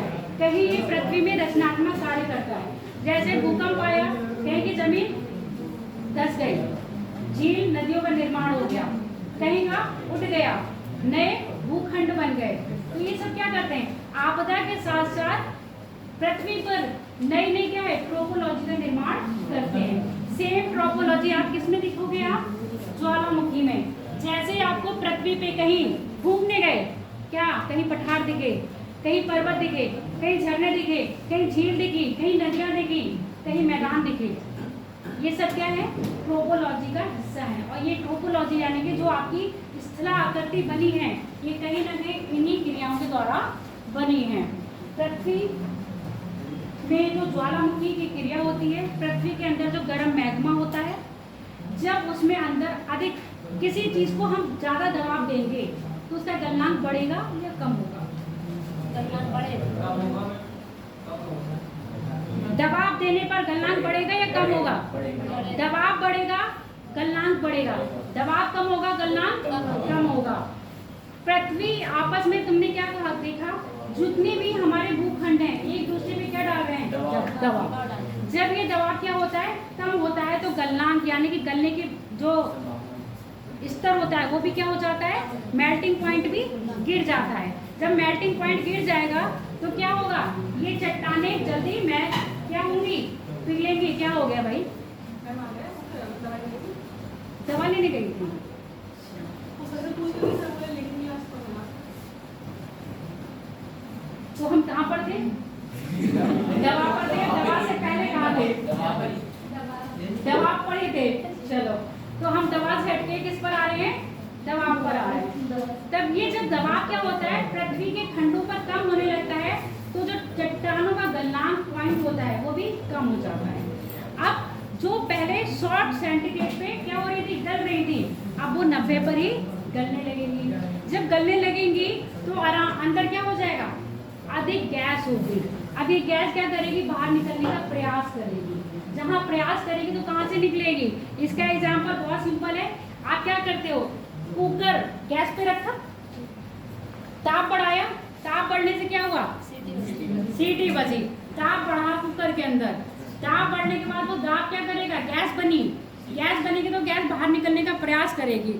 अब आपने वो सीटी जो निकलने की जगह थी उसको बंद कर दिया, गैस को निकलने का रास्ता ही दे दिया। क्या होगा, जो कुकर फटेगा ऐसे ही समझना, और जो अंदर दाल चावल जो होगा वो जो लैंटर पे और ये सब जगह जाएंगे, ऐसे ही सेम समझ लेना ज्वालामुखी विस्फोट होता है। समझ में आ गया? सेम वैसे ही क्या होगा, ज्वालामुखी विस्फोट।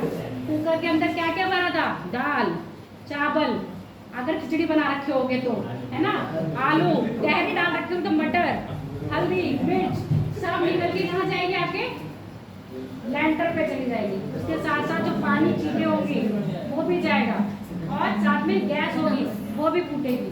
तो सेम कंडीशन कहाँ रहेगी, पृथ्वी पर रहेगी। जब मेल्टिंग पॉइंट कम हो जाएगा तो चट्टानें पिघलेंगी, ताप अधिक होगा, चट्टानें पिघली, और वो गैस और वो अंदर जो उनका उस समय क्या है, इतना प्रेशर हाई हो गया कि वो बाहर निकलने की कोशिश कर रहा है, तो वो कहाँ से निकलेगा। अब हमने सीटी लगा दी कुकर में, तो वो सीटी से निकल गया, हमारा कुकर प्रेशर नहीं फटा। फटा कब, जब हमने वो सीटी की जगह कुछ और लगा दिया था। ऐसे ही यहाँ पर होता है। तो ये गैस जो निकलती हैं, कहाँ से निकलती है, उस स्थान से निकलती है जहाँ पर पृथ्वी की सतह कमजोर होगी, तो उसको फाड़ के निकलती है, या कहीं उसको दरार मिल जाएगा।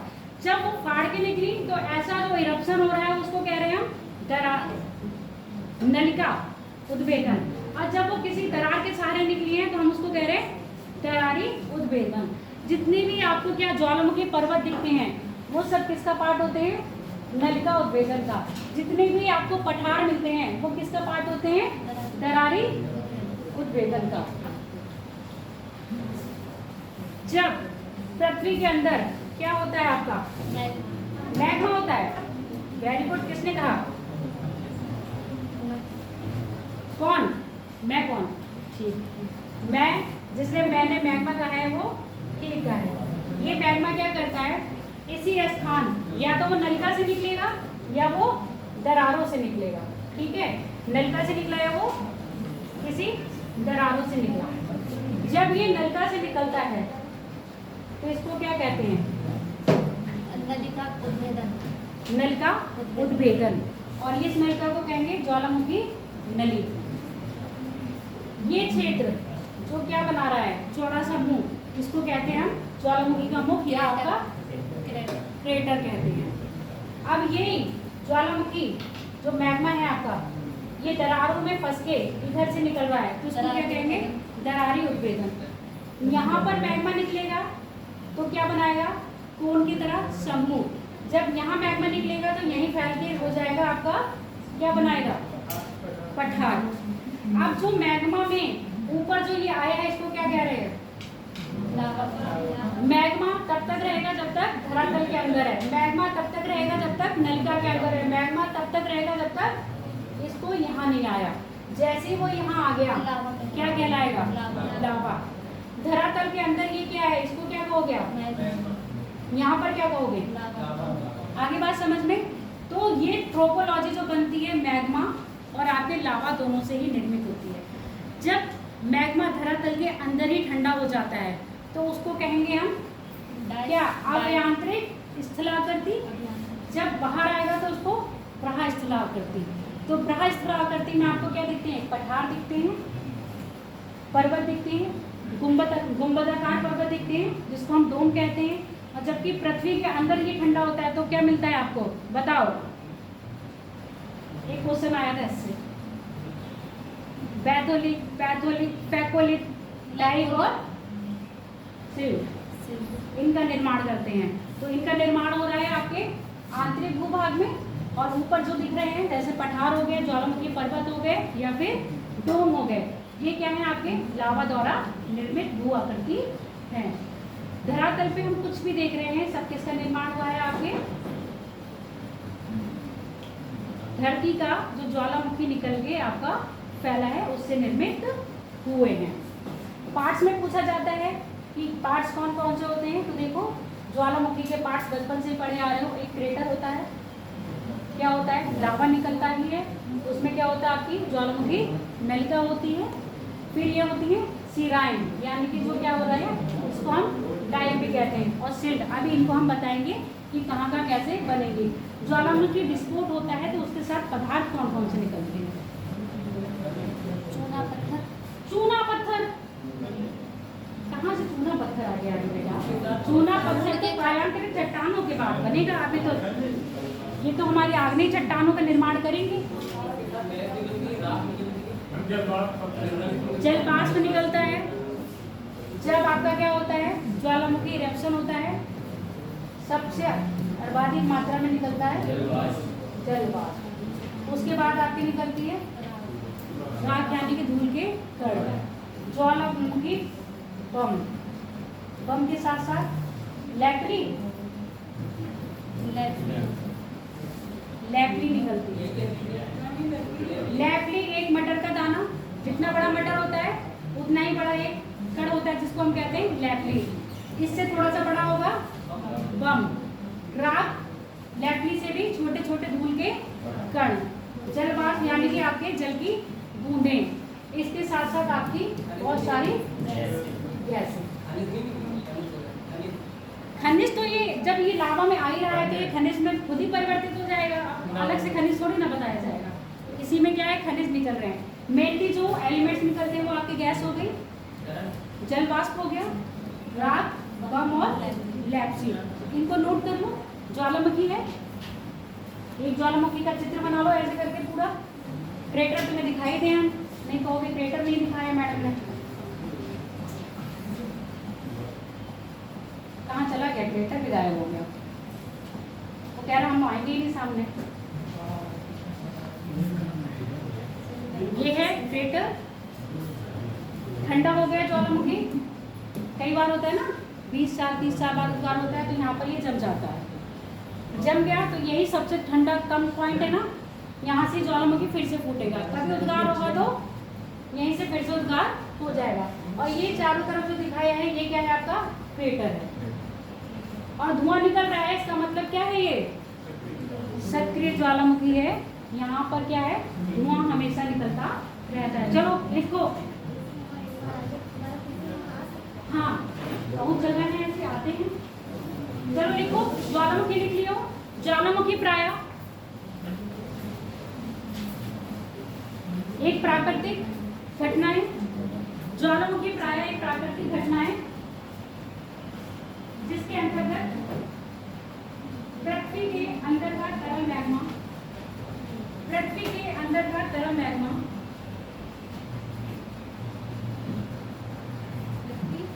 के अंदर का तरल मैग्मा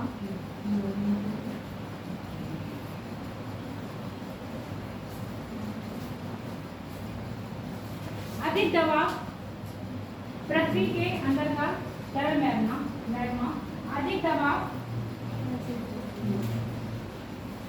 तथा ताप के कारण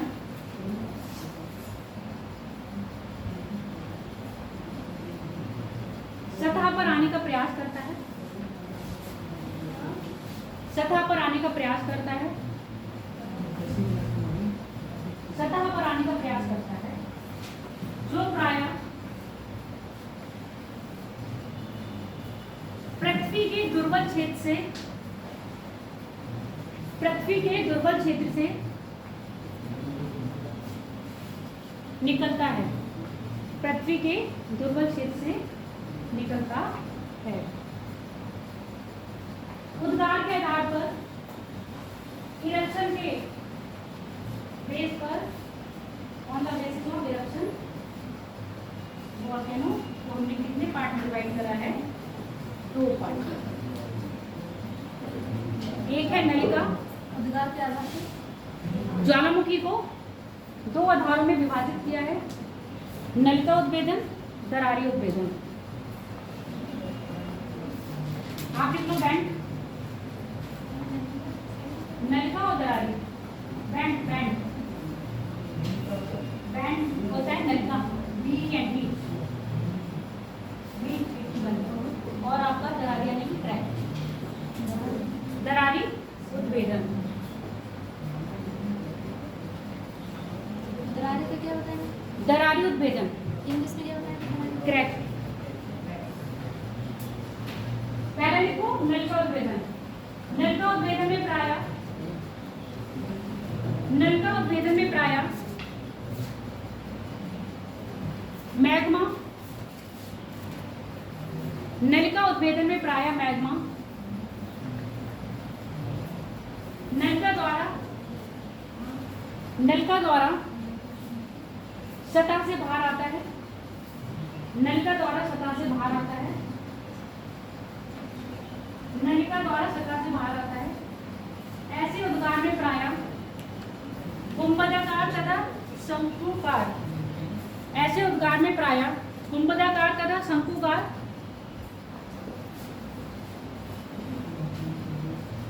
डोम, इंग्लिश में लिख लेना डोम और कोन, गुंबदाकार तथा शंकुकार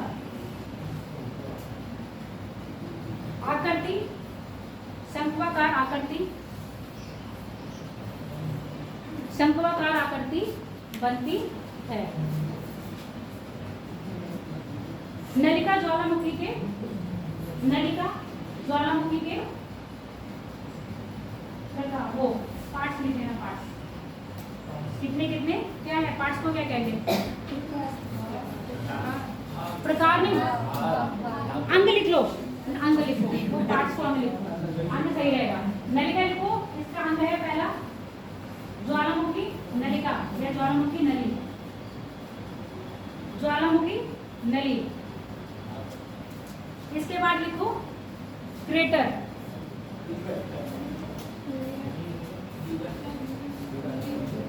ज्वालामुखी नली, क्रेटर।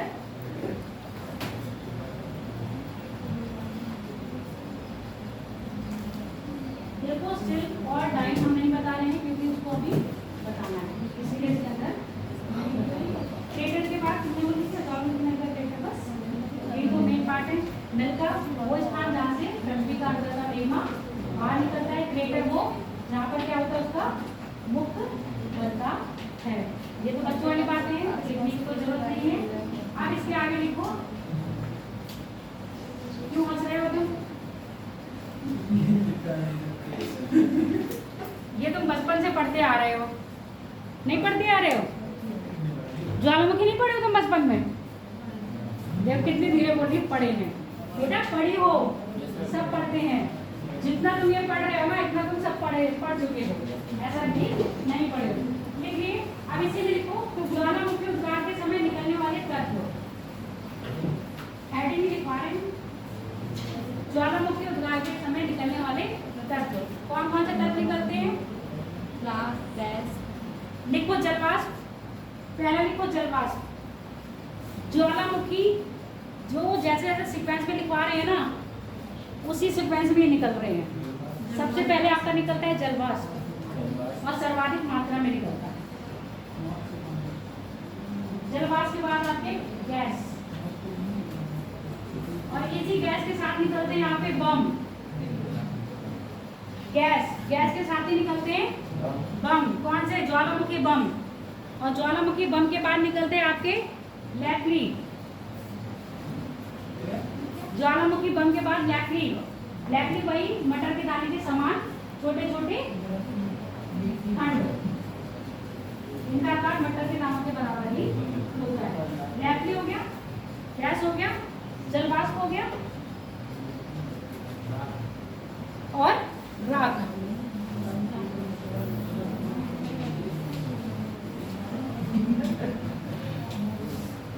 अब लिखो लावा के आधार पर उद्भेदन लिख लिया। दरारी उद्भेदन लिख लो पहले, तभी लिखवाएंगे। दरारी उद्भेदन, लावा का दरारी उद्भेदन, नल का उद्भेदन लिख लेना, दरारी उद्भेदन। इस तरह का उद्भेदन प्रायः पृथ्वी की सतह पर पड़ी दरारों,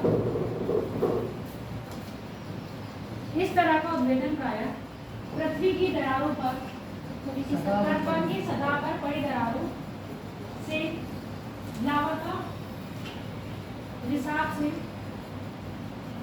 मैम प्राया के बाद में फिर से बोल दीजिए। कहाँ से? प्राया के बाद में। पृथ्वी की सतह पर पड़ी दरारों,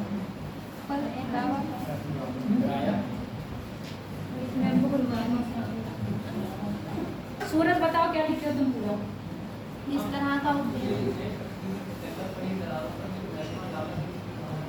तुम तो चुप रहो। तुम रह जाओगे ये बता दो मुझे। दरारी उद्भेदन, इस तरह का उद्भेदन प्रायः पृथ्वी की सतह पर पड़ी दरारों से लावा के रिसाव से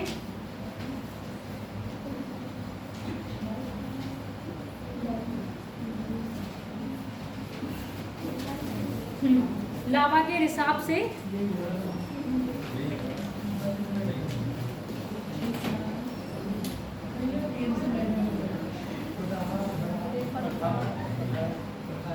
पठारी आकृति का निर्माण होता है।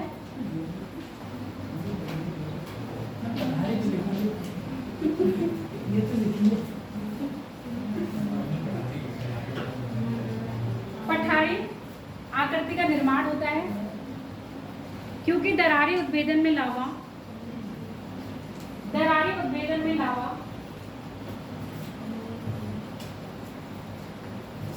मतलब जैसे अभी आपने बताया कि मैग्मा है के अंदर है, तो उसे मैग्मा जब बाहर निकलेगा जुदा हो जाएगा, तो उसे लावा बोलेंगे। तो यहाँ पे पृथ्वी की सतह पर जैसे आया वैसे लावा बोलेंगे हम। तो दरारी उद्भेदन सीधा यहाँ पर आ रहा है ना, दरारी उद्भेदन से निकला और कहाँ पहुँच गया?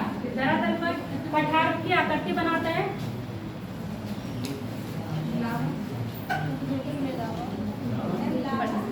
लावा।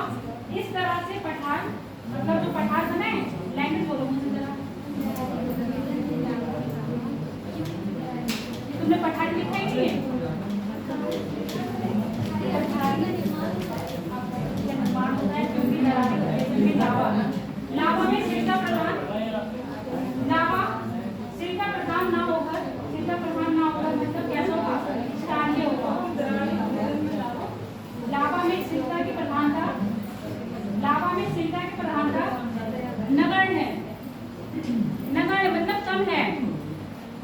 लावा में सिरका की प्रधानता नगण्य है, जिस कारण इसकी श्यानता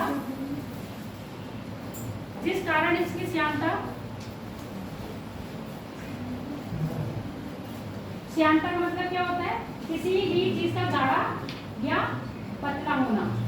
श्यानता अधिक होगी तो वो गाढ़ा होगा, श्यानता कम होगी तो वो पतला होगा। तो यहाँ पर क्या है, श्यानता कम है। श्यानता कम होने के कारण यह धरातल पर बहुत दूर तक फ्लो करता है। यह धरातल पर बहुत दूर तक फ्लो करता है। फ्लो मतलब फैलता है, जिस कारण पठारी आकृति का निर्माण होता है। विश्व में सबसे बड़ा पठार दक्कन का पठार है। लावा निर्मित पठार विश्व में, अब लावा पढ़ा रहे हो तो लावा से निर्मित पठार बताएंगे ना। विश्व में सबसे बड़ा लावा निर्मित पठार दक्कन का पठार है। और कहाँ पर है वो, अपने भारत में।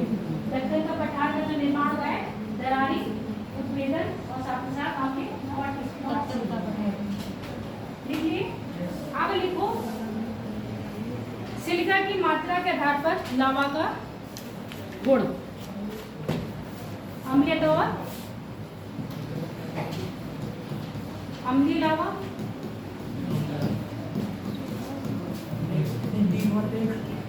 क्षारीय लावा।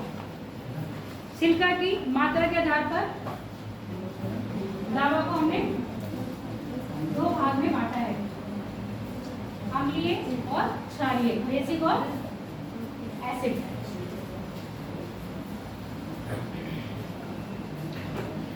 सिलिका की मात्रा अधिक, सिलिका की मात्रा कम। लिखते जाना, सिलिका की मात्रा अधिक होगी, सिलिका की मात्रा कम होगी।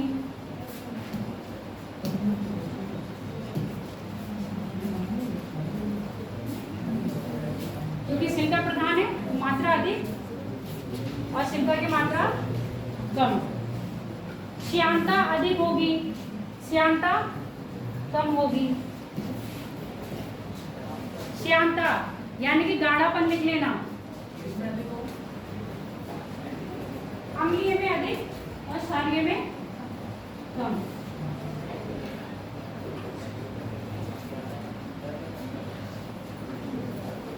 अम्लीय लावा प्रायः शंकु,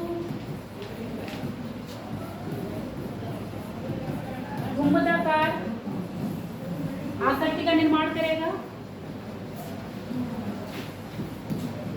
ये पठारों का और लावा मैदानों का निर्माण करेंगे।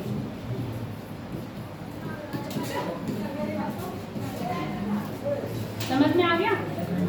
क्योंकि इसमें क्या है, श्यानता कम है, गाढ़ापन कम है। जब गाढ़ापन कम होगा तो ज्यादा दूर तक फ्लो करेगा। लिखिए। इसके बाद लिखो,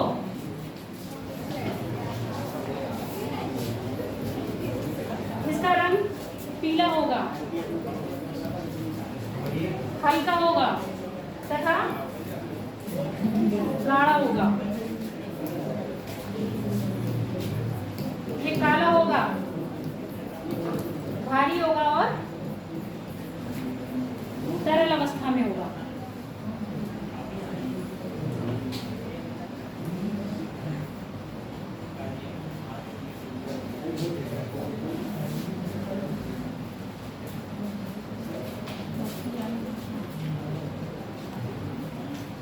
अब इससे धीरे धीरे तुम पता चल गया होगा, जो क्षारीय लावा होगा अधिकतर उसका क्या होगा, दरारी उद्भेदन, और जो अम्लीय होगा उसका क्या होगा, नलिका उद्भेदन।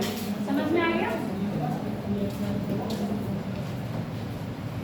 अब बात करेंगे हम ज्वालामुखी के प्रकार, टाइप्स। ज्वालामुखी के प्रकार,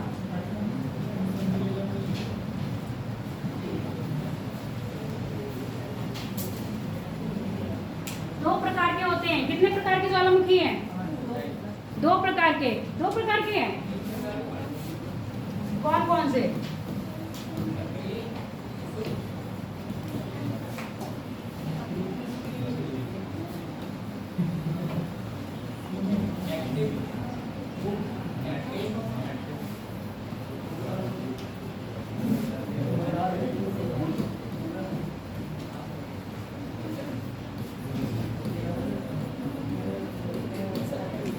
उद्भेदन के आधार पर और सक्रियता के आधार पर।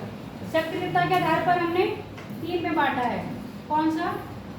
एक तो तीव्रता बोल दो इसको, या सक्रियता बोल दो। ऐसे ज्वालामुखी जो हमेशा उद्गार होता रहता है उसको सक्रिय कहते हैं। सक्रिय, शांत और दूसरे कौन से होते हैं? अक्रिय, निष्क्रिय। निष्क्रिय क्या? जिनमें कभी कभी उद्गार होगा। एक होगा सक्रिय, एक होगा निष्क्रिय और एक होगा शांत। फोटो दिखा देंगे, शांत रहना। मैम शांत वाले को पहले ना सुसुप्त। सुसुप्त, सुसुप्त ज्वालामुखी ये दोनों को एक ही होगा ना, तो इसलिए और साथ में कभी नहीं होगा, लेकिन उतना हो जाएगा। शांत में कभी होगा नहीं, और जो निष्क्रिय होगा उसमें कभी कभी होगा, एकदम ऐसा नहीं होगा। इसलिए का मतलब होता है ये नहीं करना, नहीं होगा, शांत होगा, सुसुप्त होगा। उसको ही हम सुसुप्त बोल देते हैं, सक्रिय, सुसुप्त और शांत। अगला देखो, हवाई तुल्य, सुने वो नाम? स्ट्रैम्बोली तुल्य, वॉल्केनियन तुल्य,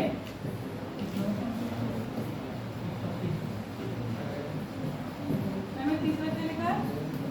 प्लीनियन तुल्य, और अभी रुको, विसुवियस तुल्य। ये प्रकार के आगे ज्वालामुखी हैं। आप पूछो क्या कह रही थी? एक बार रिपीट कर देंगे। हवाई तुल्य, स्ट्रैम्बोली तुल्य, वॉल्केनियन तुल्य, वॉल्केनियन तुल्य, प्लीनियन तुल्य, प्लीनियन, और दूसरा विसिवियस तुल्य। आगे वाला ऊपर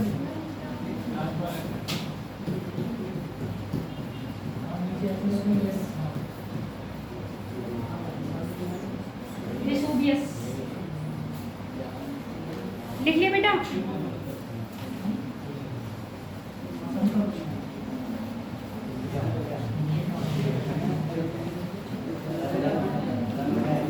एक को रिप दे दो जो मर चुका है, ठीक है?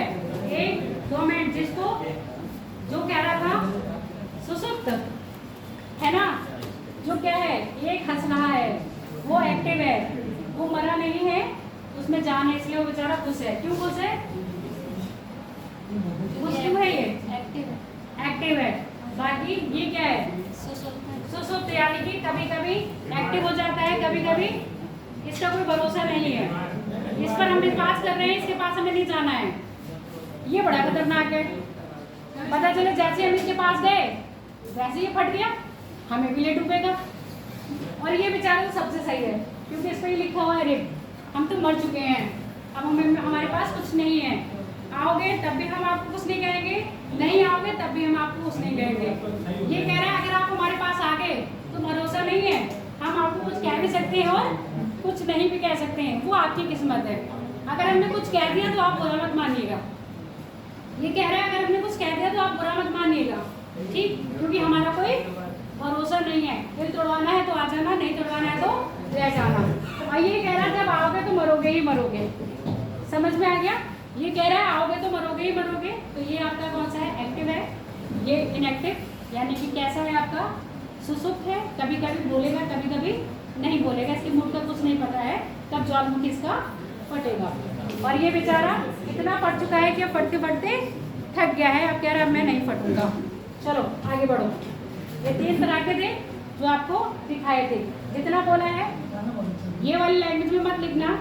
ये लैंग्वेज मैंने आपको समझाने के लिए इस्तेमाल करी थी। पहली बार मैंने क्लास में ऐसी लैंग्वेज इस्तेमाल की है मेरे अब तक के रिकॉर्ड में।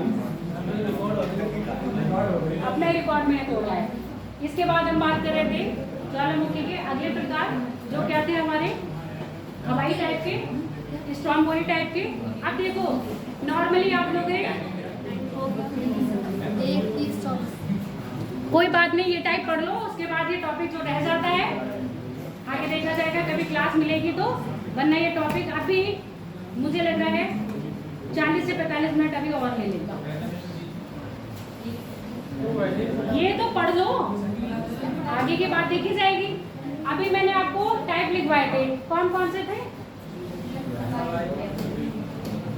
देखो नेम दे रखा है, कुछ आपके फेमस क्या है ज्वालामुखी है जिनकी स्थिति पूछी जाती है, जैसा उनमें उद्गार हो रहा है सेम कहीं ना कहीं ऐसा उद्गार और भी ज्वालामुखी में देखा गया होगा, तो उन्हीं के नाम पर हमने उनको क्या कर दिया है, नाम दे दिया गया है।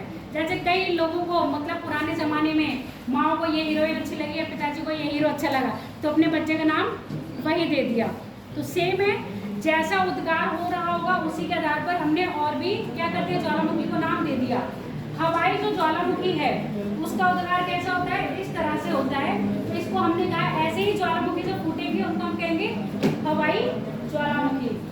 स्ट्रैटोबोलिक ज्वालामुखी का उद्गार कुछ इस तरह से होता है, जिसमें क्या होता है धुआं और बादल बनते हैं, गैस निकलती है तो अच्छी दूर तक नहीं फैलेगी, जबकि आप यहाँ देख रहे हो बहुत दूर दूर तक फैल रहे हैं ना, बहुत ऊंचे ऊंचे जा रहे हैं।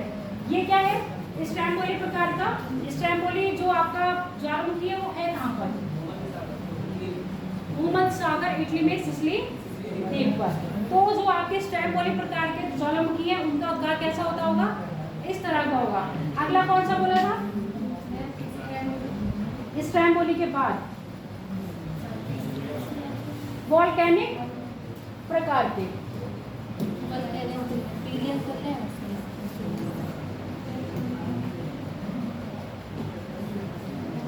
वोल्केनिक प्रकार के ज्वालामुखी में उद्गार कैसा होगा, इस तरह से होगा। और जैसे ही मैंने सीक्वेंस लिखाए हैं यानी कि सबसे कम हार्मफुल, इससे ज़्यादा हार्मफुल, इससे ज़्यादा हार्मफुल, उसके बाद क्या था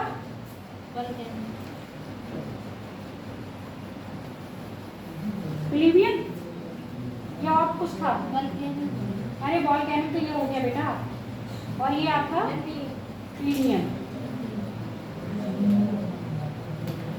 कहाँ चले जाते हो, ये आपका है प्लीवियन प्रकार का, इससे ज़्यादा खतरनाक और सबसे ज़्यादा खतरनाक वेसुवियस, जिसको हम प्लीवियन और वेसुवियस दोनों ही कह रहे हैं, ठीक है। तो ये इनकी क्या है तीव्रता के आधार पर सबसे ज़्यादा खतरनाक पूछा जाएगा तो वेसुवियस प्रकार के, सबसे ज़्यादा ऊंचा ज्वालामुखी पूछा जाएगा तो कौन सा है, कोटोपैक्सी है। और सबसे ज़्यादा ज्वालामुखी आते कहाँ पर है, रिंग ऑफ फायर में आते हैं। ये रहा आपका रिंग ऑफ फायर। भारत यानी कि विश्व के 63% ज्वालामुखी इसी क्षेत्र में आते हैं। बेल्ट वही बेल्ट है जो किसमें बताई थी आपको, भूकंप में जो बेल्ट बताई थी, सेम वही बेल्ट किस में आ रही है आपके। तो पहली बेल्ट हो गई प्रशांति बेल्ट जिसमें 63% है। दूसरी बेल्ट कौन सी थी आपकी, मध्य महाद्वीपीय बेल्ट जिसमें आपके 21% भूकंप आ रहे हैं। तीसरी कौन सी थी, अटलांटिक बेल्ट जिसमें आपके 13% के आसपास क्या आ रहे हैं, भूकंप आ रहे हैं। उसके बाद जो और छोटी छोटी बेल्ट बची है उनमें यथाकथा क्या आ जाते हैं आपके, भूकंप और ज्वालामुखी आ जाते हैं। तो यहाँ ज्वालामुखी फटने का जो टाइम है वो ये है। मेनली जो नाम चले होंगे रेडियर, हेलेंस, लेसर, ये सब किसके ज्वालामुखी के नाम है। और कौन से देश में, आपके नॉर्थ अमेरिका कॉन्टिनेंट में। इधर देखो कोटोपैक्सी, ये सारे जो नाम है आपके कहाँ पर है, आपके अमेरिका, साउथ अमेरिका महाद्वीप में। अब यहाँ पर ज्वालामुखी होने का कारण क्या है, यहाँ पर प्लेटों का क्या हो रहा है, सबडक्शन हो रहा है। जहाँ प्लेटों का सबडक्शन होगा यानी कि जहाँ प्लेट कहाँ जाएगी, नीचे जाएगी। कितना नीचे जाएगी, 100 से 200 सेंटीमीटर के अंदर मैग्मा चैम्बर प्राप्त होता है। जैसे ही ये मैग्मा चैम्बर में पहुँच जाएगी ये मेल्ट होना शुरू कर देगी। मेल्ट होगी तो क्या होगा, गैसें बाहर निकलेंगी। बीच में दरार वाला क्षेत्र है तो इन्हीं दरारों के सारे मैग्मा बाहर आएगा और किसका निर्माण करेगा, पर्वतों का। वो ऐसे ज्वालामुखी पर्वत में सिलिका की मात्रा कैसी होगी, अधिक होने के कारण ये गाढ़ा होगा, और गाढ़ा होने के कारण ये दूर तक नहीं फैल पाएगा, कोर के आसपास ही आके सिमट जाएगा, मतलब जमा हो जाएगा और बनाएगा एक शंकुनुमा आकृति, जिसको हम कहते हैं ज्वालामुखी पर्वत।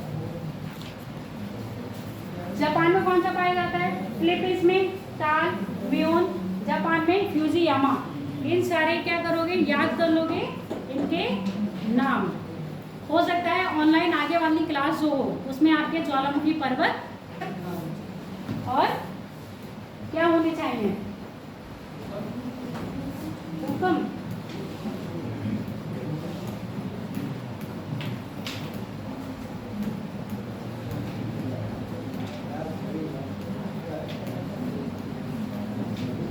ये देख लो।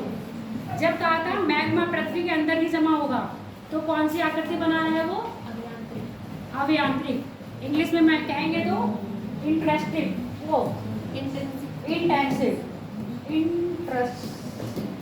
इंटरेस्ट ले लें हम,